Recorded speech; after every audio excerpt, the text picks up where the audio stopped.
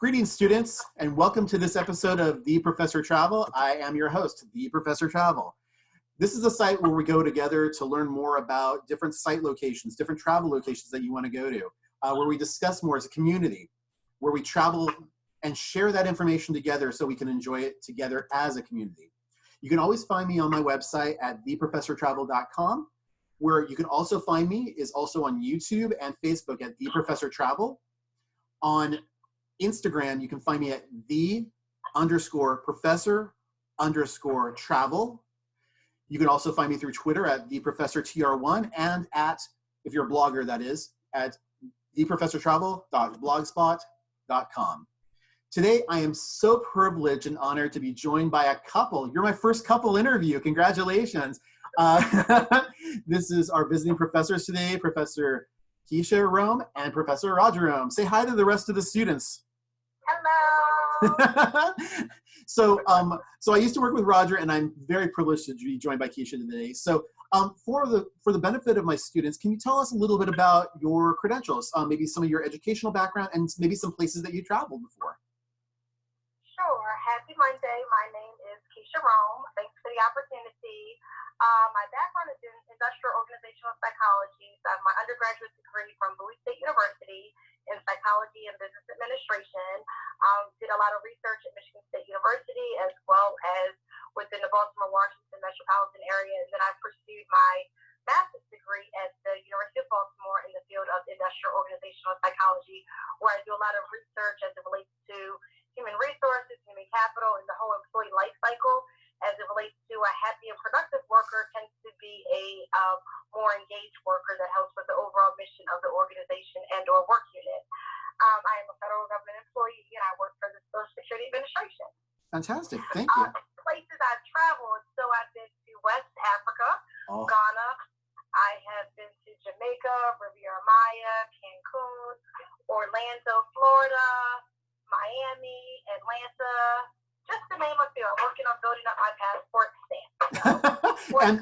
and Barcelona, which is what we're going to be talking about today. Barcelona. Our most recent trip was Barcelona, which was very spectacular. I hope to tell you more about it in a couple minutes. Fantastic. Thank you so much. And Roger, are you pretty much coinciding with that same information? For the most part. I started my undergraduate degree at Delaware State University. I finished my undergrad degree at University of Phoenix, where I worked there with you guys, and I pursued my MBA, and I received my MBA from University of Phoenix. Travel, I was born in Dallas, Texas, grew up and raised in Maryland. I also lived in England for a little while. I didn't travel as much as a kid. When I met my wife, I began to travel a lot more once I got a little older. She's a good influence on you.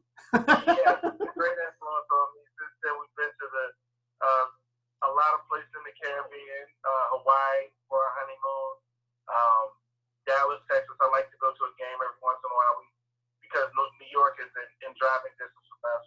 We like to drive to Manhattan a lot, and then we'll hop around New York City a bit.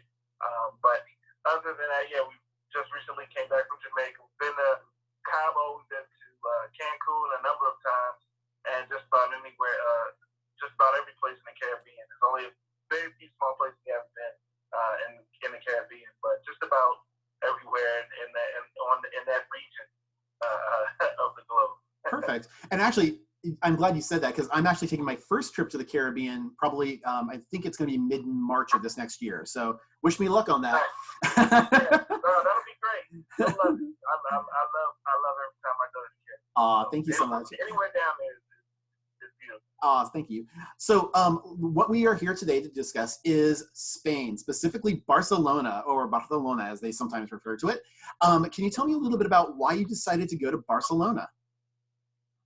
Well, it was originally a trip to Dominican Republic in the summertime, but with all the problems that we were hearing about there, my wife and I didn't feel comfortable traveling to the DR at that time. So we canceled that trip, but it was a group of us going, the same group pretty much that wound up going to Barcelona with us, or us with them. And because we canceled that trip, they said, hey, we're also going to be going to Spain in November with some other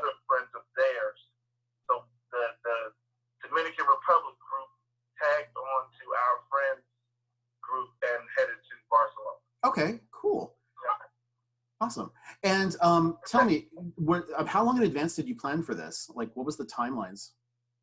So I would say we canceled DR in July, and we secured this in August, and we traveled in November. So 3-4 months. That's a very quick turnaround for travel. So I guess it was very motivating though. And just so my students are also aware, because I've been to Barcelona before as well, there was no real restrictions as far as you don't need a visa to go there, you don't need a travel medications or any kind of thing like that, correct? No, just the passport, active and good. Perfect, awesome. So let's start to talk about preparing for this trip. What kind of stuff did you pack? Like, what kind of weather were you expecting? So Roger is very into all things global in terms of activities and weather and things of that nature. So I believe you kept on checking the forecast a couple weeks in advance, and it seemed to have the similar weather as we were having or we were experiencing in Maryland. Okay. So similar to how we were already dressed in Maryland is how we dressed there, with the exception of we forgot a couple scarves. But other than that, exactly, I think it was about mid-60s. Okay. It was about 55 on average. Sorry. Typical fall weather, not short. And because it's on the coast, it gets a little cooler at night on the Mediterranean. But it was typically around 55. I mean, 63, 64 some days. Either way, it's best to wear a jacket. So but not a winter jacket, but a fall jacket, you were fine. So a hoodie would have been okay for that? Yep, we wore hoodies. Okay, that's perfect. Now, did you need any type of sunscreen or mosquito repellent or anything like that? No, it wasn't really sunny in Spain when we were there. Okay. I don't know, just because it was November, but it wasn't really sunny, so there was really no need for any sunscreen or skin repellent or anything like that. I know some people like to wear that at all times as much as they possibly can, but it just, I guess, depends on whether or not you need that as part of your regimen. So. Right. So we didn't need it there, but we did need washcloths. So I did pack extra washcloths, which he was very appreciative of. Because I did some research, different cultures and things of that nature. While the hotel did have washcloths available, they were not already in the room. But because I packed them, we had them at our fingertips at all times. Yes, okay. I did think that was kind of strict. They didn't give you washcloths. You had to ask for it. So we had towels and hand towels. But you had to ask for washcloths, which I thought was kind of strange. That is a little different. And thank you for doing that research. So you guys left out of BWI, correct? Yeah. Okay, perfect. So did you Uber to get there? Did you take a shuttle to get there? Did you have relatives drop you off there? Did you park there? What was this parking situation like? So we live in Columbia, Maryland, and we went to, as you mentioned, BWI. So it's approximately about 20 minutes from our house. Our parents dropped us off at the airport, so we were able to let me back up. So we left pretty late. Well, not late, but it was like in the evening after school. So our daughter was still in school, so Grandma picked up our daughter from school. Granddaddy took our car. We drove to his house, and he took us to the airport. That would be a convenience for him out of courtesy for taking us to use our car and our gas. But then also we didn't have to pay for parking at the airport. So while Grandma was picking our daughter up, he took us in our vehicle to the airport, dropped our vehicle back off, and he picked us up as well. That's good. The four parents are in good health, so we have a good support system, and we all live close to each other, so they can help us when we want to travel. They can travel with us. That's great, and it's a lot of saving of money as well for you guys, and also to have that support system really helps, with the kids, and that way you guys get a little bit of alone time when you get out, and and that's always nice. So, which airline did you guys decide to fly on? So I have what I'm showing right here is our ticket. It was Air Canada. Okay. We went from Baltimore to Toronto, and then Toronto straight to Barcelona. Okay, and what was the stopover time length in Toronto? Toronto, that was a couple hours. I would say 2.5 hours because remember it was snowing there, and we thought we were going to be delayed, but we weren't. So that was about 2 hours. That's always a concern when I travel north in the wintertime, is I'm always concerned about, okay, if I go through a location where it's snowing, yeah, exactly. It's like, am I going to be delayed? Do I need to plan for this kind of stuff in advance? It's kind of tough sometimes, so you can't really plan for that stuff, really. cannot. Canada was covered in snow. Toronto was, at least. I don't know. Toronto was covered in snow when we got there. But you guys didn't leave the airport at all, right?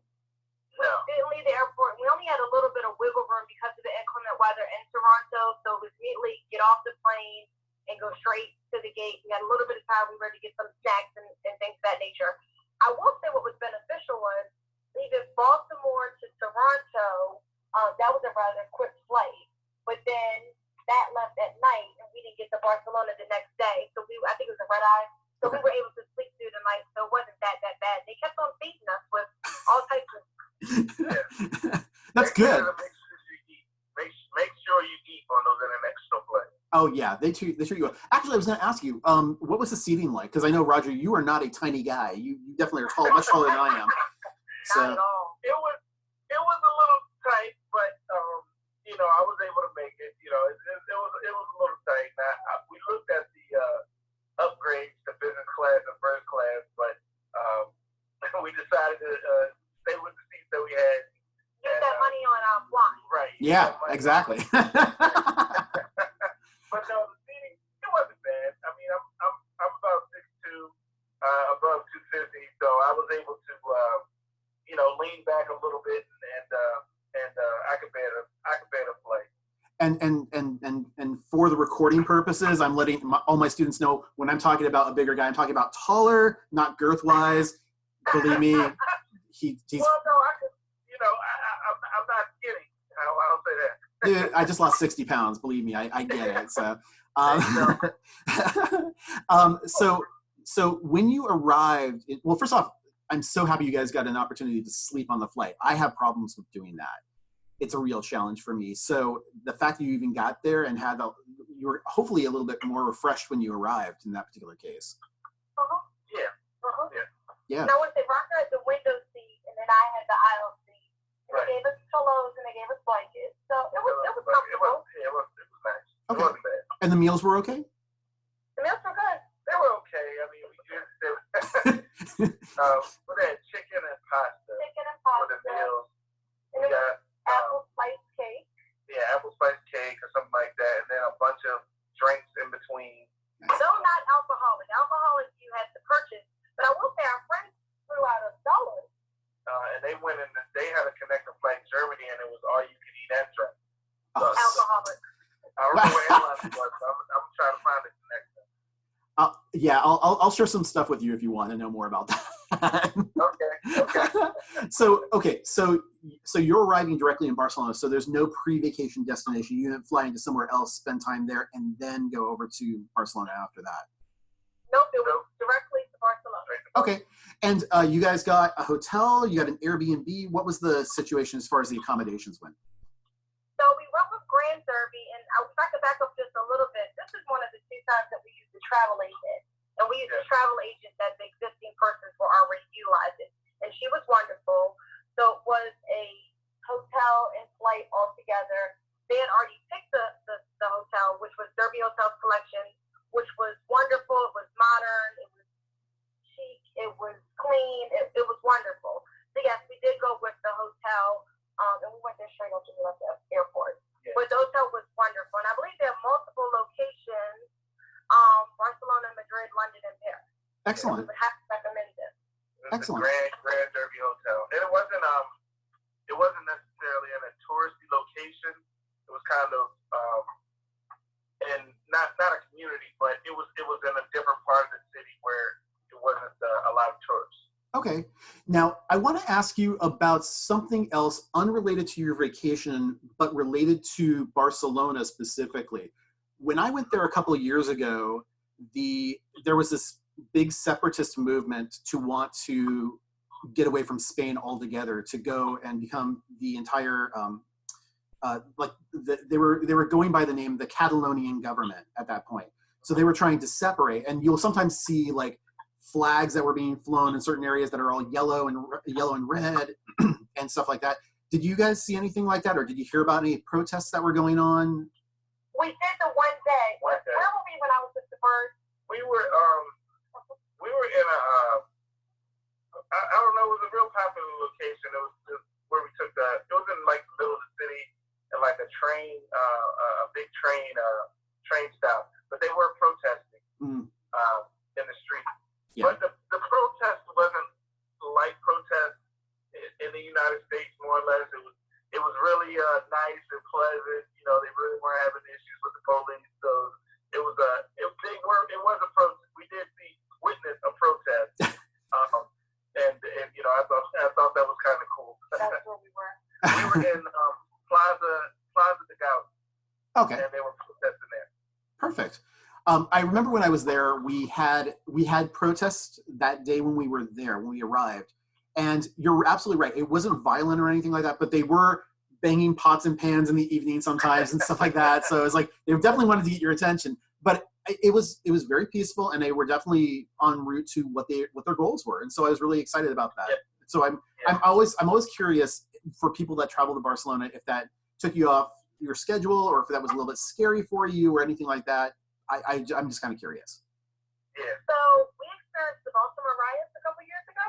They weren't riots, but it was definitely a difference between what happened in Baltimore and what was going on in Spain. Oh yeah. So all right. And how long were you going to be there for, by the way? 5 days. 5 days, 4 nights. 5 days, 4 nights. Okay. Okay. So now what I would like to do is let's talk a little bit about the itinerary. This is where I'm going to let you guys kind of take over a little bit. Tell me a little bit about day by day what you guys ended up doing. So we go places for 4 days and we do 40 things. So I attribute that all to my husband. So I want to say we got there the next day, which would have been maybe Thursday morning. We went straight to the hotel, and then we went to a lounge. So maybe kind of map out all the things that we set out to do, what we actually did. It was amazing. So I like to do a little research before we travel to see what's going on in the area we're traveling to in the city. I usually try to book or at least do research about different places that we can book excursions online or different tours. And, you know, the first thing that stood out to us was the Grotto Familia, the big Catholic church. But the website that we used for the Spain trip was Get Your Guide, and the prices seemed pretty reasonable. I'm sorry, what's it called? I'm sorry, what's it called again? Get Your Guide? Get Your Guide. Oh, Get Your Guide. Okay, cool. Yes, getyourguide.com. Okay, perfect. So what I'll do, in this case, because we're staying in a city, and I didn't think that they would have a concierge that was offering excursions at the hotel, which they didn't have. I'll try to compare notes between what I saw online and when I talk to people there, what they're saying. And fortunately for us, we met a nice lady at a bar next to the hotel, and she confirmed a lot of the places that I was talking about that I saw online. And she was saying, yes, you need to check out this, you should check out that.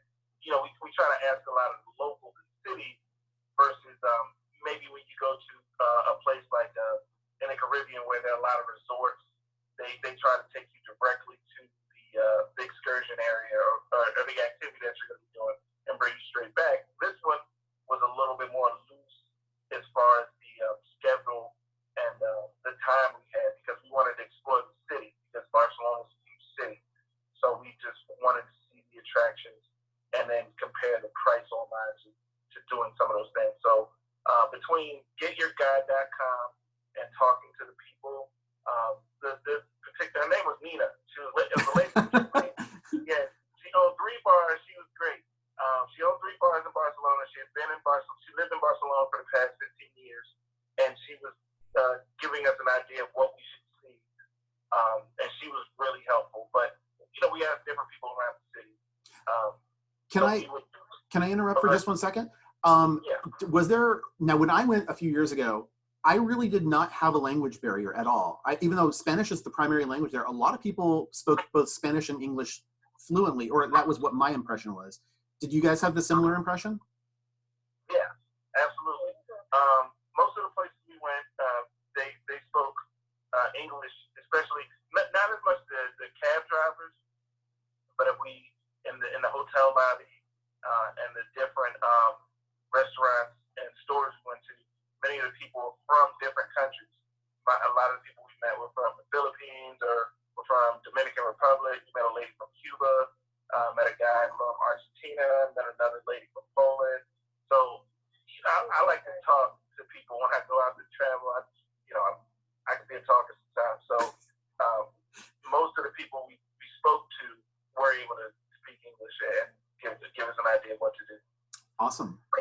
Could you let them know where we went the first night if we got lost in Spain, or where would we attempted to go? Well, the first night we were trying to ride the bus in Spain, and it was kind of funny. So it's not like a cab where you can get in a cab and you can tell somebody directly where you're going. Whereas it was a group of 9 of us, all English speaking, getting on the public transportation on a bus and saying, we were, and I guess we were kind of being like obnoxious Americans or loud Americans. I don't know, because we say, hey, we're trying to get to such and such. And he's like, all right, you got to take this bus and get on the next one. And I'm asking the bus driver, I'm trying to get a tour of the city on the bus, on public transportation, where to go. I'm trying to get to this area. So he dropped us off in the area of, we were trying to get to La Barcelona, where the beach and the restaurants and the clubs are. Oh, yeah. And he dropped us off in the neighborhood of La Barcelona, but not at the main touristy place we were trying to get to. So we had to kind of backtrack to get there, but we walked probably about 8 blocks that first night. And they were getting a little nervous because we were going through a few neighborhoods. Back alleys. And it was kind of funny. It was a few dogs off the leash running around, and people were, just kind of wandering around. There wasn't a lot of lighting in some of the places we went, so they were getting a little nervous. But I felt fine. You know what? One of the when I was there, the gentleman who I spoke with had talked to me about crime statistics, because I was really a little bit concerned about, okay, I'm in a foreign country. I don't know that much about this place. What kind of crimes do they deal with? Because I think a few years ago there was a terrorism attack that was on their subway system on there too. And so I asked him, I said, what kind of, how would you rate the crime here? And he's like, I know the crime statistics like the back of my hand. We have no guns here at all. So first off, feel very safe about that. The worst thing he's ever heard of is a person getting stabbed. And that was like years ago. He's like, most of the time it's usually just people who are drunk that'll get into fights and stuff like that. But that's pretty much about it. I mean, the safety factors there, I'm told, and actually after he told me that, I kind of felt it. I didn't feel in danger at any time when I was walking around, even at night. Yeah, no, neither did I. They're just, when you're traveling with a group of people, we're from the Baltimore area. I'm not from Baltimore, I'm from the outskirts of Baltimore, but my wife and some of my friends are from Baltimore City, so they're a little leery of the same situation. But I'm like, this is definitely not Baltimore, so I think it's all right. All right, so you get lost one night. Yeah, right. So what's on your agenda the next day? The next day we got up, and then we went to the market. We went to the market. The first thing we did was went to I forget what was the name of that market we went to. It's on my phone. We went to this famous market that they wanted us to check out. They told us it was a good place to go and kind of see the food. Oh, is it the tapas? It's like a street where they do different like tapas and stuff like that? Yes, but there's one main market where they serve like fresh fruit, and there's like seafood and different things out there. I know what you're talking about. It's like a canopy place and stuff like that. Yeah. Okay. Yeah. I know what you're talking. I don't know the name of it myself either, but it looked really great. We went by it one time. What was it? No, she's trying to look it up on her phone just to find the name of it. It was across from, remember from a museum we went to, the erotica. Oh dear. Yeah, across the street from the market. Okay. There was a museum that had the history of I don't want to say porn, but they had well, an erotic museum. I will say this, and this goes out to my students. When you go to different places, you're going to get a lesson in culture, and sometimes that will include things that we're not necessarily comfortable here in the United States. For example, I've been to Amsterdam a few times, and specifically when you go to the red light district, you get to see people standing in the window naked. I mean, it's just, it is what it is. So yes, there was an erotic museum across from the market. Why not? Well, yeah, we said, hey, this is a couple's trip, and there's no kids here, so we might as well take a look at this museum and see what's going on in there. And then that was day number 2. Sagrada Familia was a big thing that we were trying to get to. So then the following day, so after we left the museum, we went back to the hotel for a minute to kind of regroup, and we went out that night to get something to eat again. And La Barcelona, that's where a lot of the bars are. We were trying to get to the ice bar, but we went out to get something to eat. And then right there at in La Barcelona on the beach, there's this club called Opium. So that was a place they recommended that we go, and we had a good time. We met there was a guy at the door. He's from Dominican Republic, but he traveled to the United States a lot. I'll never forget. He played minor league baseball for the Yankees. Oh, nice. Yeah, so he was familiar with the American coast. He actually let us in the club. We didn't have to wait in the line. We sat out there. We talked to him for a minute. And we built up a little bit of rapport with him, I guess. So he said, "Man, you guys don't have to wait in line. You just go right in the club." No cover charge at all. The ladies were allowed to get in the club for free. Oh, see. Free with the beverage. Free with the beverage, yeah. Matter of fact, they were free with the beverage, and then we paid like $7 or something. It was really cheap. But I guess that's just something that they had to do. It was a really nice club out there. And then we partied that night and had a really good time. We enjoyed ourselves. It was a really big club. And the thing I noticed, they didn't card anyone or pat anyone down to get in this club. And this place was jam packed, so that made me, in normal circumstances, that would have made me a little nervous. Welcome to Spain, man. Right. They pat people down for basketball and football games, here in the United States. So there, no metal detectors. You just walk right in, and this place is jam packed with people having a good time and drinking and enjoying themselves on the beach. So we had fun. We went to 2 restaurants. One was a sushi spot near the OPM. Do you remember that? Yeah. There was one place, the place that they wanted to go get like steak and something. We went to a sushi spot, and it's right next to at La Barcelona, there's a casino, there's restaurants, there's clubs, so there are all these things going on there. So we were like, okay, this is kind of where the nightlife is. That's where we stayed for that. Did you happen to, while you were there, try any paella at all, which is one of their local dishes? Yeah. Delicious. Just about every day. And all the sangria. Yes, and all the sangrias. But yeah, we had seafood paella. The first place we went in La Barcelona, we got paella and black rice, black fish. We got it was black rice. It was black rice and fish and beans, but it was really good. Yeah. And then there was some dish they got called the mountain out there, which was like lamb chops and pork and all these different meats in this paella. So it was really good. Yeah. If we could back up a little bit, sure. We got the money, the currency exchange, and how they didn't take American Express, but you did the currency. Oh, right. They didn't take American Express in Spain. At the airport. And so I had a few dollars in my pocket. So I wanted to just see what the exchange rate was. So I exchanged $160 US and got $116 in euros there. Yeah. So, that worked. The thing about Spain is, even though they're on the euro, a lot of the services and a lot of the merchandise that you can get there is a lot less expensive than other places in the European Union.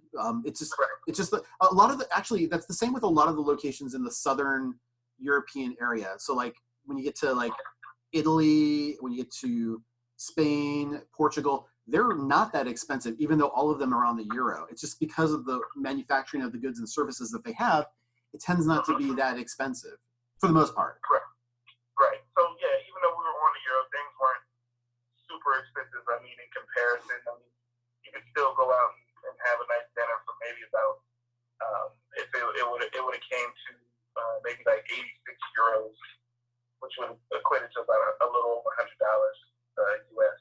Yeah. Now, apart from La Sagrada Familia, did you guys go to any other Gaudi stuff while you were there? Because I know I went to Park Guar while I was there, and there was an apartment building I went to as well that was also done by Gaudi. Yeah, we went to his apartment building.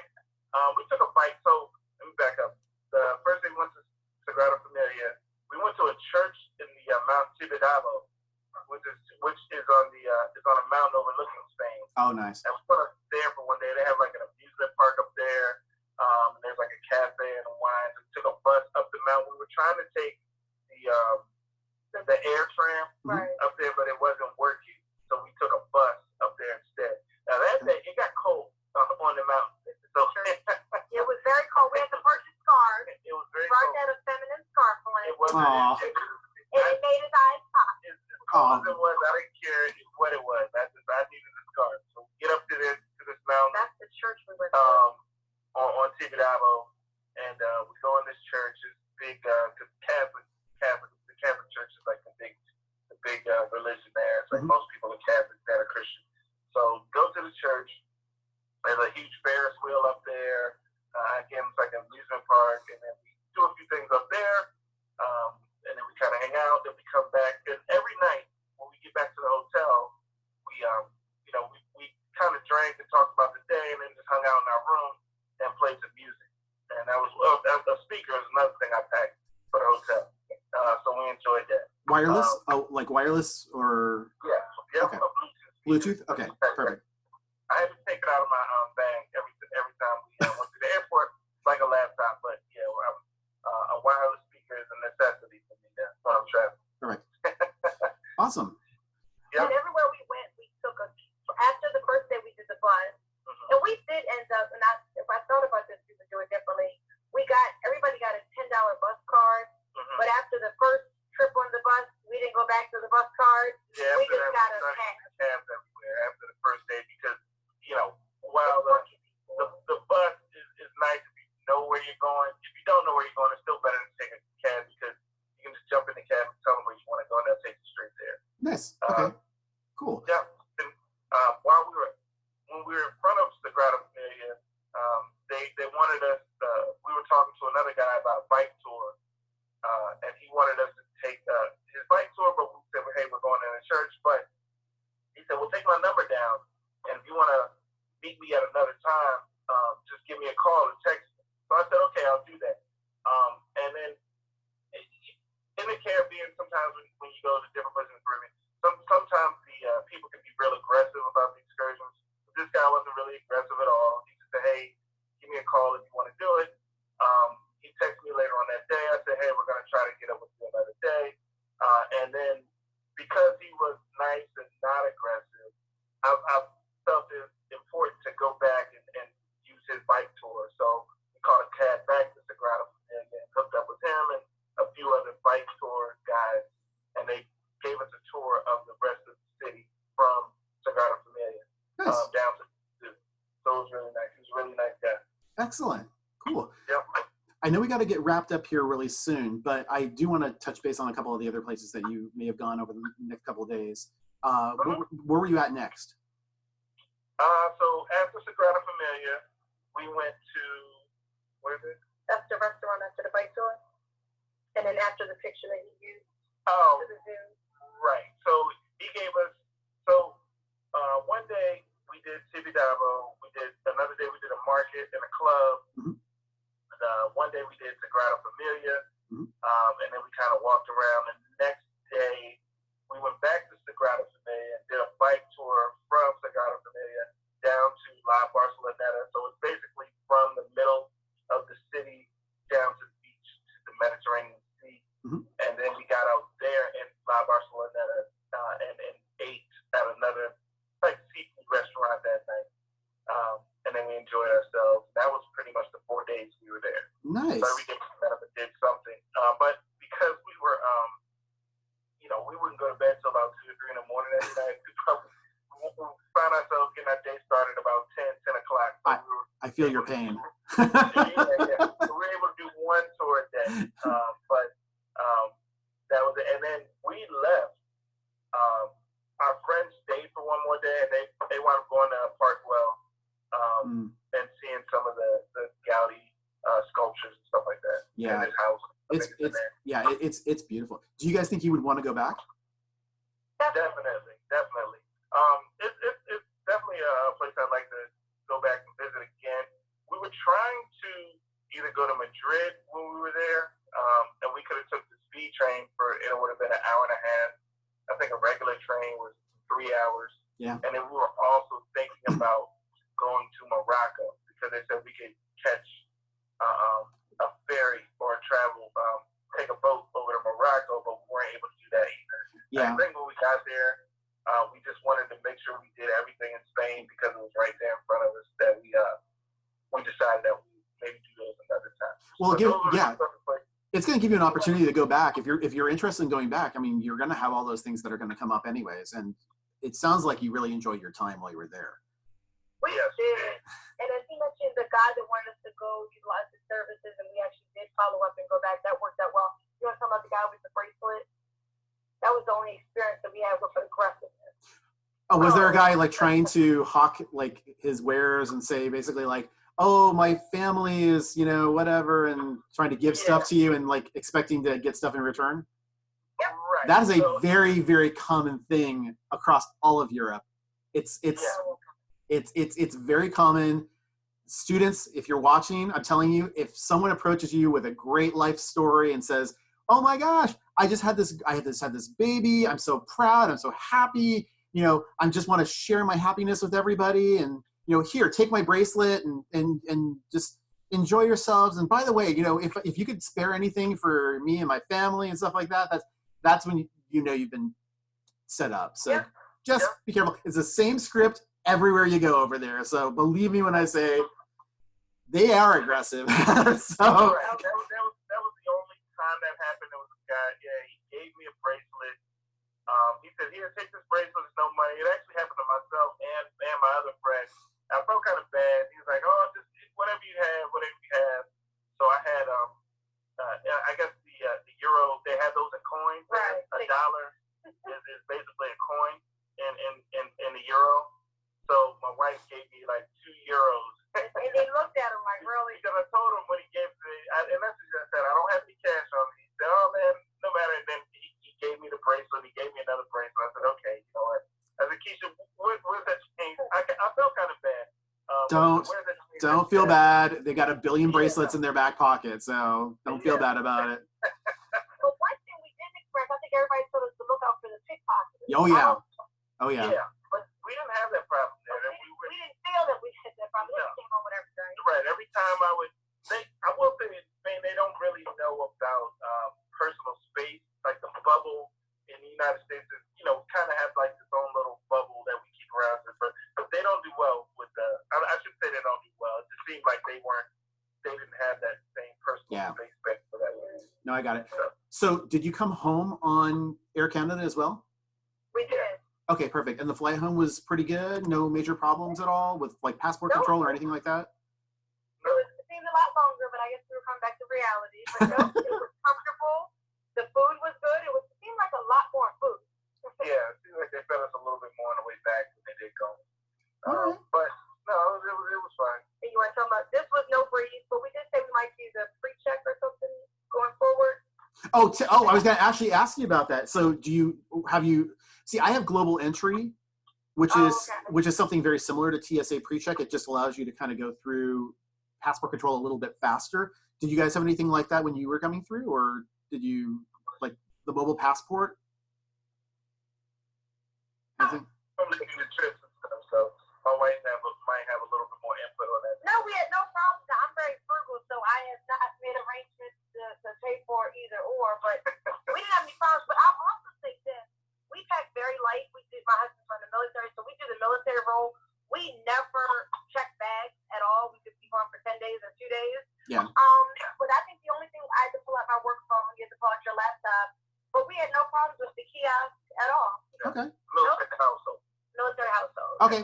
Perfect. But no, we had no problems at all. And I don't think we need I don't think we need anything additional for fun. I think we're fine. I haven't. It's always been smooth. And we usually, even for 5 days, 5 days, but one night, I still didn't feel the need that checker bag. You know, I just make sure you take a soft bag and not a hard bag if you're trying to bring it in as a carry-on. Oh, perfect. Thank you very much for that thing. So what exactly would you say are the pros of going to a place like Barcelona? The culture, experience a different culture. there are really friendly. Attractions. Getting out to see different things, kind of expanding your horizon and your perception of the world is a nice thing. I will say that while there are a lot of people there from different countries, I don't think they view race the same way we do here. There's no such thing really as black or white there. It's just because either you're Spanish or you're from a different country, and even people from a different country are always welcome and nice and friendly. So I think it's good to see those things and get a perspective of how people in other parts of the world interact with each other. Nice. Okay. It was amazing. It was a good, easy, not too expensive trip. No. Very nice. And I'm sorry. Go ahead, Kecia. They were just very friendly. Tell them really quick about, that night we went to, what's the restaurant that everybody wants to go to? It was like a 2-hour wait. And then you went to the bar. Remember it was a 2-hour wait before the tapas? Where was that? And then you guys went to the bar and they ordered the game for you for football. Yeah. Okay. So that was a story from another night. We went to a really, popular restaurant in Barcelona that served tapas, a bunch of different types of tapas. And the wait was, like my wife was saying, the wait was about an hour and 45 minutes. So while we were waiting, we went to another restaurant to just get a drink before we went to the actual restaurant we were going to. And while we were there, we talked to the waiter and the waitress there, and they were really cool. And we were trying to check out the Ravens game the following day. So they asked him, "Hey, can you get the Ravens game for us?" And he went on the TV and he said, "Hey, I'll order this game for you, and you guys can just come here and check it out tomorrow." We thought that was really nice. Oh, wow. And he actually did it. And so we gave him his number, our number as well, and he texted us back or reached back out to somebody else that was in our group, and he said, "Hey, I got the game for you guys. If you want to come, just let me know." We said, "All right, we'll be there."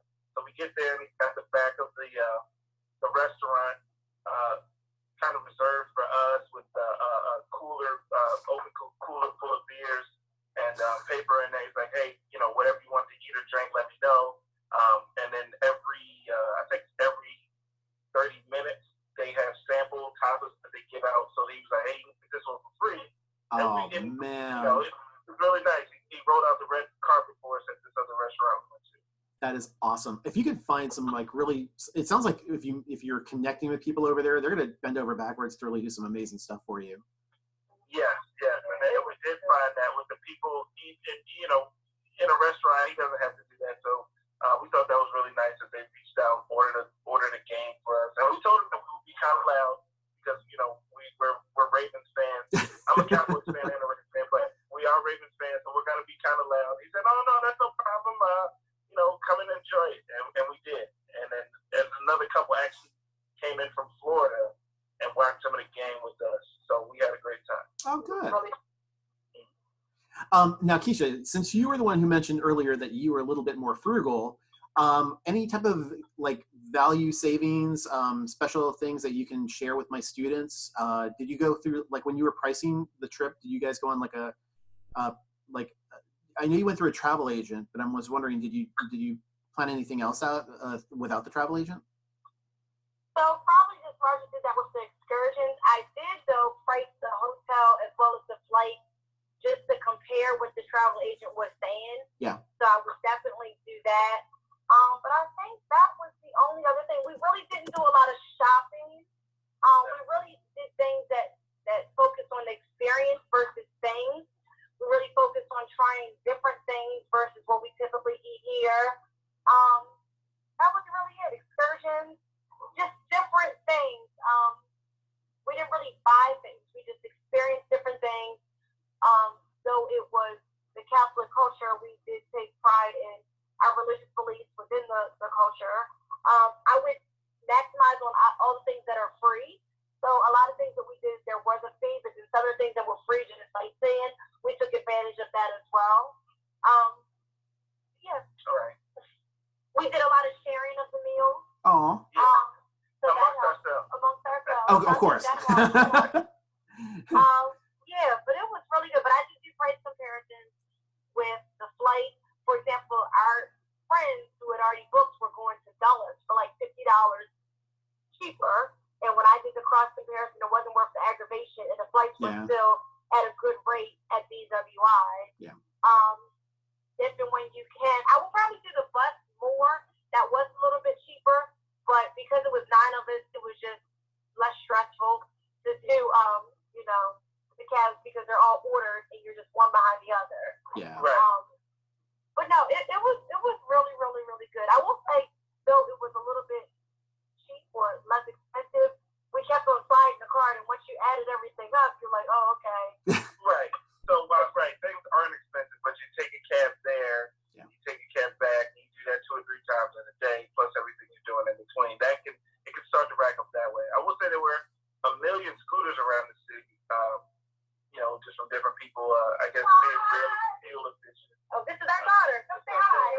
So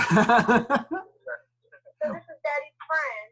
He's the Professor of Travel. Hey, how you doing? Right there. Hi. Hi. When do we go to Spain? After? Tell me when we the day after my birthday. Well, happy birthday, by the way. Well, with that being said, I'm going to let you guys go. Again, I want to thank so very much, Kecia, Roger, thank you so very much for your time. Again, to my students, you know, if you're watching this on YouTube or you're watching the video, definitely hit the bell in order to get notifications. Definitely hit the like button and subscribe. If you're getting this on podcast, please give me a 5-star rating if you can. I mean, well, just don't give me a 5-star rating, but give me the rating that you think I deserve. I appreciate it. I hope this has been entertaining for you. And at all times, you know, if you have any questions or comments, please send me an email at scott@theprofessortravel.com. In the meantime, make every day a travel adventure. Take care, students. Bye-bye now.